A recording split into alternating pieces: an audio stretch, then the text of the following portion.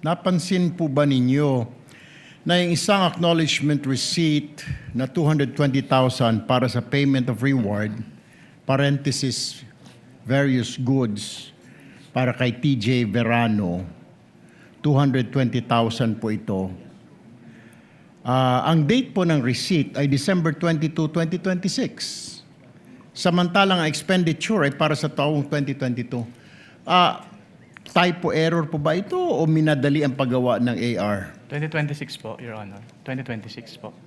Ang acknowledgement receipt. December, Tama, 2022 acknowledgement receipt. Ayan po. Para sa 2022 po yata ito. Is this typo error or sa tingin ninyo ay minadali?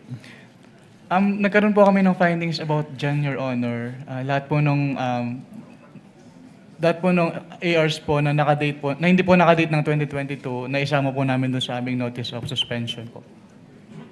Okay. Pero ang pirma po dito ni TJ Verano po, may pirma po nito, di po ba? Based on that document po, it appears na si TJ Verano po. So, dinate niya po ng 2026, in advance niya na? Or minove forward niya po to 2026?